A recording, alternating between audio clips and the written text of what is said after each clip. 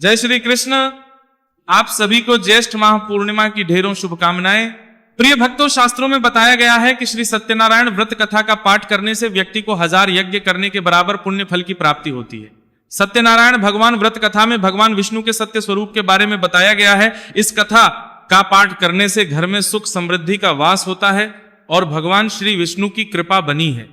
तो प्रिय श्रोताओं, आज पूर्णिमा के शुभ अवसर पर हम सभी सच्चे मन और श्रद्धा के साथ श्रवण करेंगे सत्यनारायण भगवान की संपूर्ण व्रत कथा का। कथा से पहले सभी प्रेम से बोलिए विघ्नहर्ता भगवान गणेश की जय, श्री सत्यनारायण भगवान की जय। सत्यनारायण भगवान की कथा का प्रथम अध्याय एक बार निमिषरण क्षेत्र में एकत्रित आर्यावर्त के 88,000 ऋषि मुनियों मुनि श्रेष्ठ श्री सूत जी महाराज से पूछा, हे मुनि श्रेष्ठ, कलयुग में मनुष्य वेद विधान और धर्म विरुद्ध आचरण करते हुए पापों के बोझ तले दबता जा रहा है। अतः हे मुनि श्रेष्ठ, मनुष्य के कल्याण हेतु कोई ऐसा उपाय बताइए जिससे मनुष्य को पूर्ण लाभ मिल सके। तब श्री सूत जी बोले, हे ऋषियों, आपने समस्त विश्व के कल्याण के लिए अति उत्तम प्रश्न किया है। अब मैं मंगलकारी व्रत का वर्णन करूंगा जिसके संबंध में एक बार ब्रह्म ऋषि देवर्षि नारद जी ने भी भगवान लक्ष्मी नारायण से पूछा था और उन्होंने नारद जी से जो कथा कही थी, आप सभी उसे ध्यान पूर्वक होकर सुनिए। ब्रह्म ऋषि नारद जी मानव कल्याण की इच्छा से विभिन्न लोकों का भ्रमण करते हुए पृथ्वी लोक में जा पहुंचे। वहां अपने अपने कर्मों के अनुसार लोगों को दुखों से पीड़ित देखकर वह बहुत परेशान हुए और मन में करने लगे कि इन प्राणियों के दुख का निवारण कैसे होगा। जब वो कोई उपाय ना सोच सके तब भगवान विष्णु से मिलने पहुंच गए। वहां नारद जी ने श्वेत वर्ण और 4 भुजाओं वाले शंख चक्र गदा और पद्म से सुसज्जित भगवान श्री विष्णु की स्तुति करते हुए कहा, हे नारायण, आप सर्वशक्तिमान और सृष्टि के पालन करता है। आपका कोई आदि मध्य और अंत नहीं है। आप सृष्टि के कण कण में व्याप्त हैं और अपने भक्तों की सभी मंगल कामनाएं भी पूरी करने वाले हैं। मैं आपको नमन करता हूं। नारद जी की स्तुति सुनकर भगवान विष्णु बोले, हे मुनिवर, आप मुझे अपने यहां पर आने का कारण बताइए।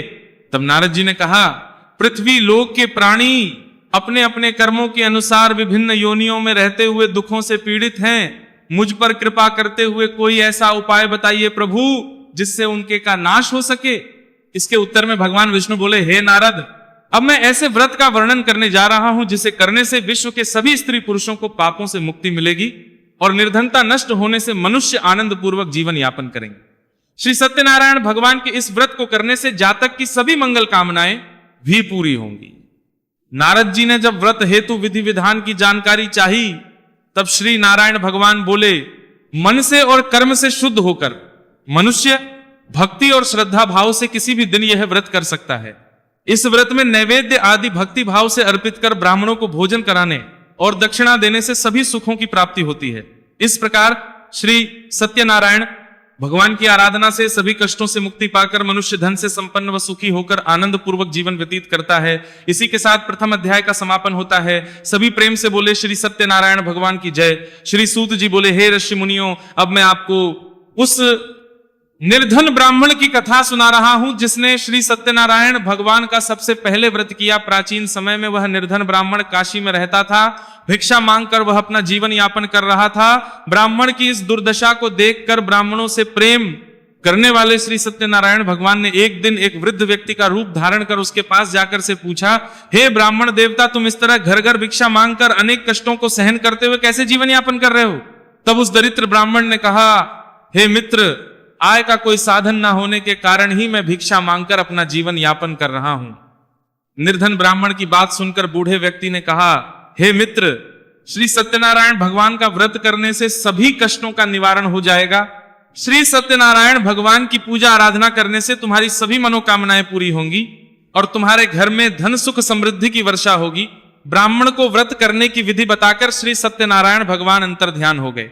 फिर निर्धन ब्राह्मण ने बूढ़े व्यक्ति द्वारा बताए व्रत को करने का निश्चय किया। उसे उस रात नींद नहीं आई। वह व्रत करने के बारे में ही सोचता रहा और रात भर श्री सत्यनारायण भगवान का स्मरण करता रहा। प्रातः उठकर सत्यनारायण भगवान का व्रत रखने का निश्चय करता हुआ वह निर्धन ब्राह्मण भिक्षा मांगने के लिए निकल पड़ा। उस दिन उसे भिक्षा में बहुत सारा धन मिला। घर लौटकर उसने अपने आसपास के लोगों के साथ श्री सत्यनारायण भगवान की पूजा करने व उन्हें व्रत कथा सुनाने के बाद सभी को प्रसाद देकर स्वयं भी प्रसाद ग्रहण किया। कुछ ही दिनों में ब्राह्मण की निर्धनता दूर हो गई और उसके घर में धन धान्य की वर्षा होने लगी। हे श्रेष्ठ मुनियों, अब मैं आपको उन लोगों की भी कथा सुनाता हूं जिन्होंने उस ब्राह्मण से श्री सत्यनारायण भगवान की व्रत कथा और महिमा सुनकर यह व्रत किया और उनके कष्ट भी दूर हुए। धन संपत्ति से संपन्न उस ब्राह्मण ने हर माह नियमित रूप से व्रत करते हुए जब अगले माह श्री सत्यनारायण भगवान का व्रत किया तो उस व्रत में बहुत से बंधु बांधव और मित्र सम्मिलित हुए। उसी समय एक लकड़हारा जो व्रत था वहां से गुजरा। उसे बड़ी प्यास लग रही थी, इसलिए जल पीने की इच्छा से बूढ़े लकड़हारे ने लकड़ियों के गट्ठर को जमीन पर रखा और घर के आंगन में पहुंचकर उस ब्राह्मण से पूछा, हे ब्राह्मण देवता, आप किसका पूजन कर रहे हैं और इस व्रत को करने से क्या लाभ होता है? कृपा करके मुझे भी सब बताइए। बूढ़े लकड़हारे की बातें सुनकर उस ब्राह्मण ने कहा, मैं अपने बंधु बांधवों और परिचितों के साथ श्री सत्यनारायण भगवान की पूजा कर रहा हूं।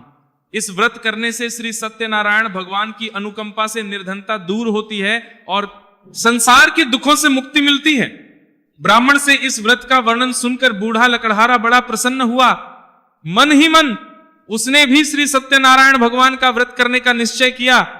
चलते हुए लकड़हारे ने मन में सोचा, आज लकड़ियां बेचने से जो भी धन मिलेगा उस धन से मैं श्री सत्यनारायण भगवान का पूजन करूंगा। ऐसा विचार उस दिन लकड़हारे को लकड़ियों के अधिक रुपए मिले। लकड़हारे ने उन रुपयों से केले, घी, दूध, दही, गेहूं का आटा और शक्कर खरीदा।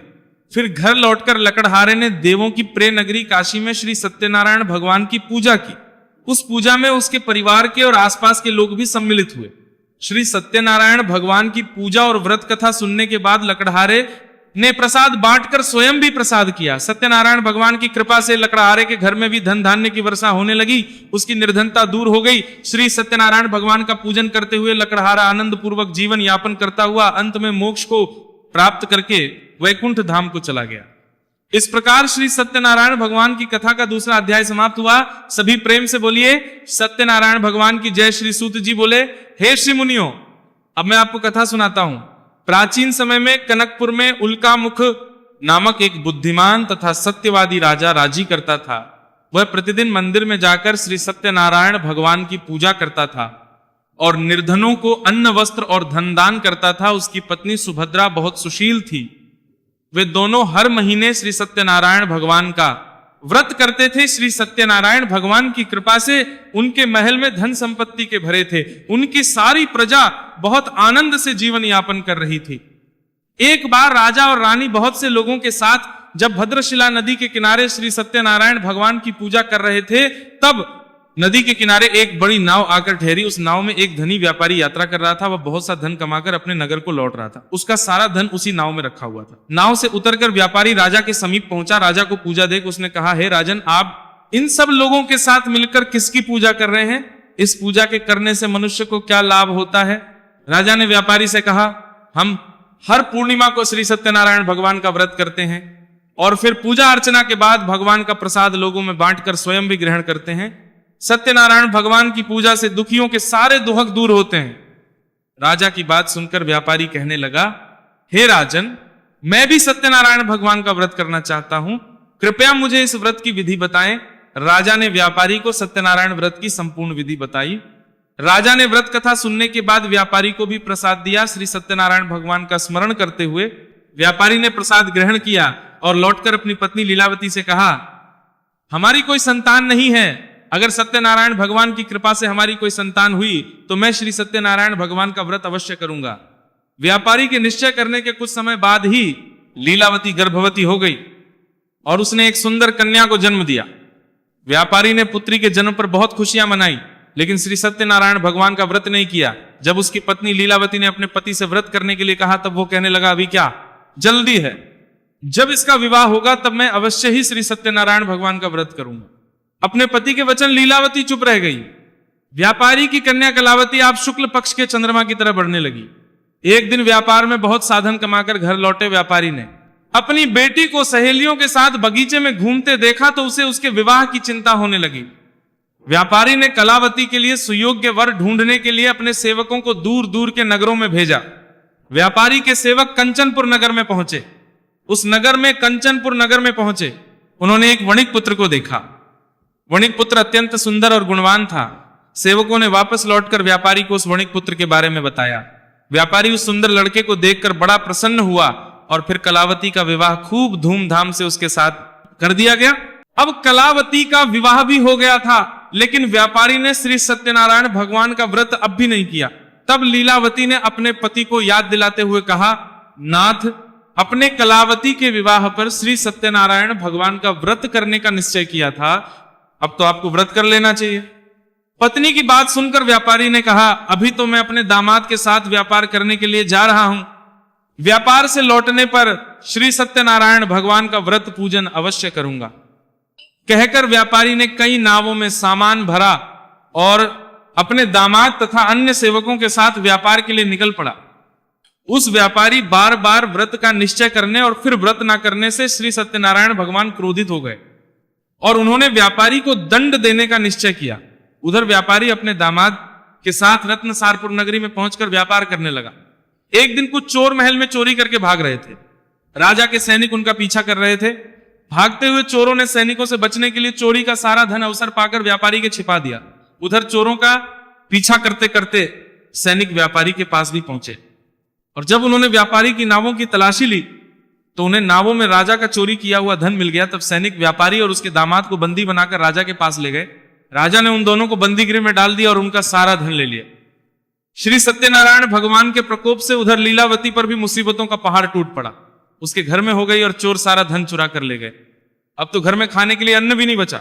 भूख प्यास से व्याकुल होकर व्यापारी की बेटी कलावती एक ब्राह्मण के घर पर गई। उस ब्राह्मण के घर में उस दिन श्री सत्यनारायण भगवान की व्रत कथा हो रही थी। उसने भी बैठकर वहां पर व्रत कथा सुनी और प्रसाद लिया। घर लौटकर कलावती ने अपनी मां लीलावती को सारी बात बताई। कलावती से श्री सत्यनारायण भगवान की व्रत कथा की बात सुनकर लीलावती ने भी व्रत करने का निश्चय किया। अगले दिन लीलावती ने परिवार और आसपास के लोगों के साथ श्री सत्यनारायण भगवान की पूजा की। पूजा के बाद सबको प्रसाद बांटकर स्वयं भी प्रसाद ग्रहण किया। लीलावती ने अपने पति और दामाद के घर लौट आने की मनोकामना से श्री सत्यनारायण भगवान का व्रत किया था।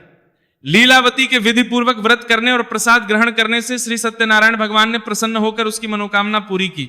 उधर राजा चंद्रकेतु को स्वप्न में दर्शन भगवान ने कहा, हे राजन, व्यापारी और उसका दामाद बिल्कुल निर्दोष है। सुबह उठते ही दोनों को मुक्त कर दो, उन दोनों का सारा धन भी वापस लौटा दो। अगर तुमने ऐसा नहीं किया तो मैं तुम्हारा सारा धन वैभव नष्ट कर दूंगा। इतना कहकर श्री सत्यनारायण भगवान अंतर्ध्यान हो गए।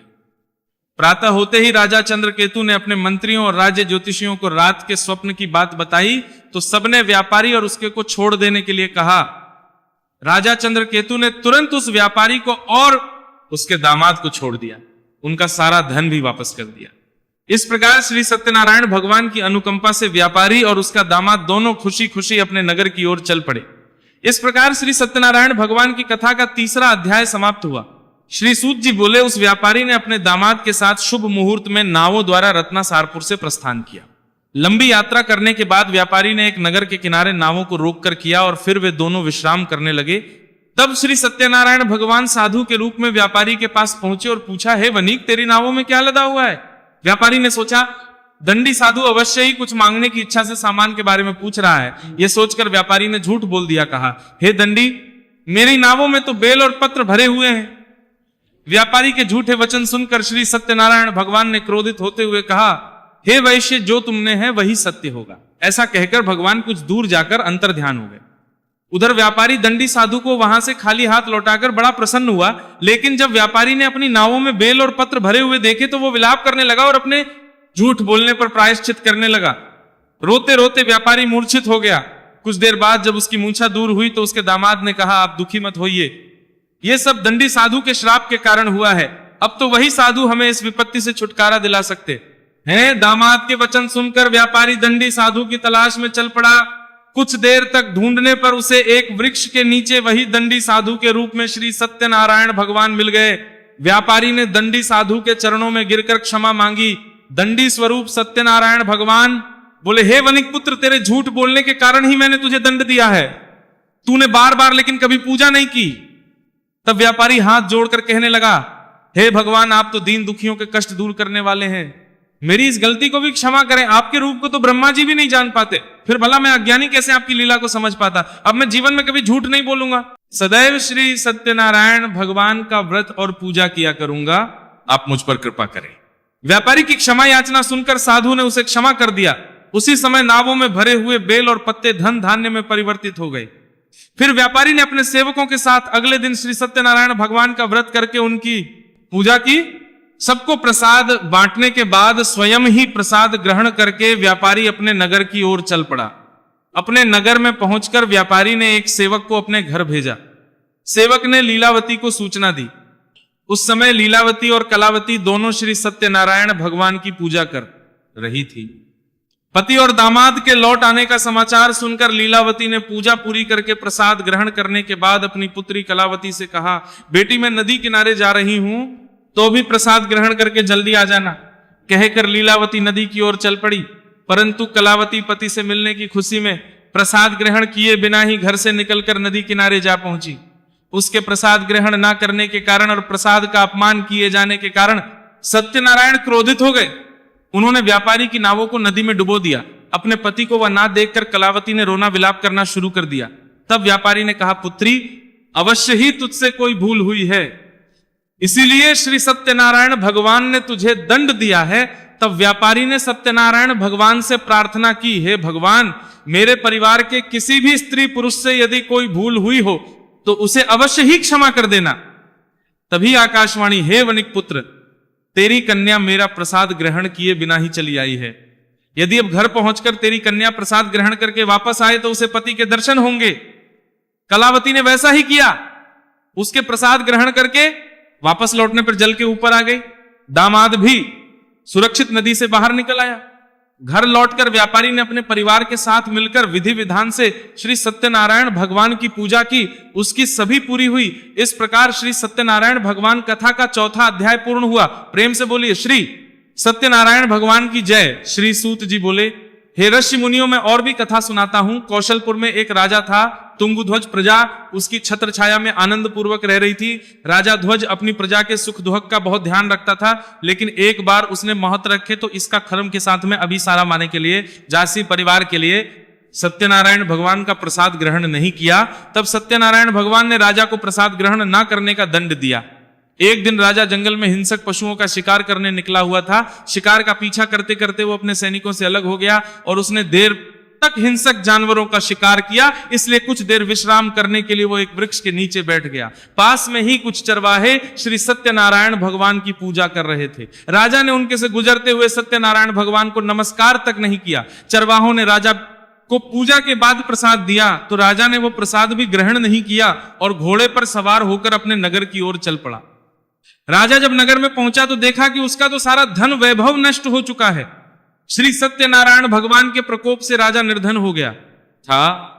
तब राज ज्योतिषी ने राजा से कहा, महाराज, आपसे अवश्य ही कोई भूल हुई है। अगर आप उसका प्रायश्चित कर लें तो सब कुछ पहले जैसा हो जाएगा। राजा को तुरंत अपनी भूल का स्मरण हो आया। अतः मंदिर में जाकर राजा ने श्री सत्यनारायण भगवान से क्षमा मांगी और उनकी पूजा की। पूजा के बाद प्रसाद ग्रहण करने से श्री सत्यनारायण भगवान की अनुकंपा से चमत्कार हुआ। राजा का खोया हुआ वैभव पुनः लौट आया।